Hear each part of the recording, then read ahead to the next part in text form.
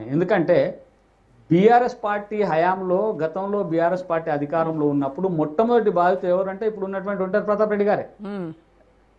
వాళ్ళ గ్రామానికి సంబంధించినటువంటి యువకుడు ఉస్మానియా యూనివర్సిటీలో ఆత్మహత్య చేసుకుంటే ఆయన చూడ్డానికి పోతే ప్రతాప్ రెడ్డి గారిని అప్పటి ప్రభుత్వం ఎంత దాష్టికం చేసింది, ఎన్ని రకాలుగా వేధించింది, ఆయన అంటే చనిపోయే పరిస్థితులకు తీసుకొచ్చినటువంటి పరిస్థితి గతంలో ఉన్నది.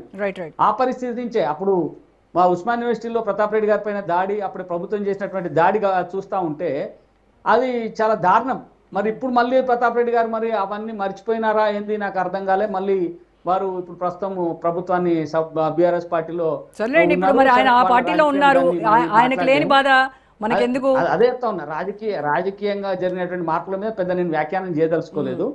కాకపోతే ఒకటైతే స్పష్టంగా చెప్తాం, గత ప్రభుత్వం చేసినటువంటి దాష్టికానికి మొట్టమొదటి బలైనటువంటి వ్యక్తి ఒంటేరు ప్రతాప్ రెడ్డి గారు. అప్పటి నిరుద్యోగులకు ఉద్యోగాలు లేవనేటువంటి పేరుతోటి వాళ్ళ స్వగ్రామానికి సంబంధించినటువంటి యువకుడు ఉస్మాన్ యూనివర్సిటీలో ఆత్మహత్య చేసుకుంటే ఆ శవాన్ని చూడ్డానికని పోతే కూడా చూడనీయకుండా అప్పటి ప్రభుత్వం అడ్డుకొని ఈయనను విపరీతంగా ఆ పోలీసులు వేధించినటువంటి సంఘటన తెలుసు.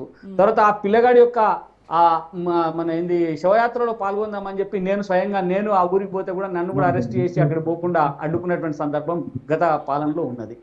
అంటే గత బీఆర్ఎస్ ప్రభుత్వంలో అనేక రకాలైనటువంటి దాష్టికాలు, అనేక రకాలైనటువంటి దౌర్జన్యాలు, పోలీసుల చర్యలు, అనామకంగా మనం చూస్తే ఇసుక మాఫియాను అడ్డుకున్నందుకు లారీలు ఎక్కించి చంపినటువంటి సంఘటన, రైతులకు బేడులేసినటువంటి సంఘటన, దళిత యువకులను జైల్లో పెట్టినటువంటి సంఘటనలు, ఇలా చెప్పుకుంటూ పోతే గత ప్రభుత్వం చేసినటువంటి దాష్టికాలు ఇంకా ఏ ప్రభుత్వాలు ఇప్పటిదాకా చేయలేదు.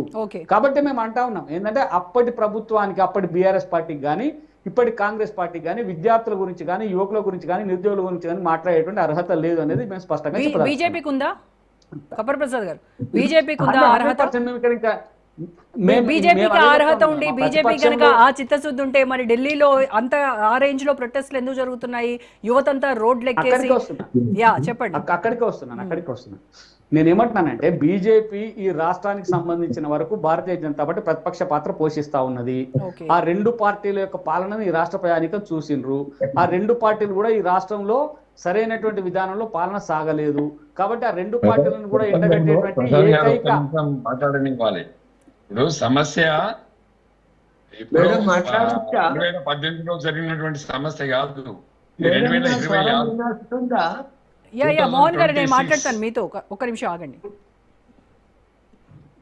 చెప్పండి. ఇప్పుడు సమస్య అనేది 2018 కాదు, 2026 ప్రెసెంట్ ఢిల్లీలో జరుగుతున్నటువంటి పరిణామాల మీద మాట్లాడతాను. అదే మాట్లాడతాను. నేను ఎందుకు మాట్లాడుతున్నా అంటే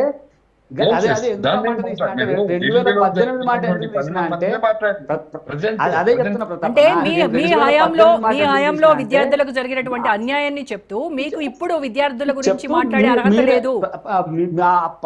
మొదటగా దాడి జరిగింది, మొదటి బాధితుడు ప్రతాప్ రెడ్డి గారు అని చెప్తా ఉన్నా.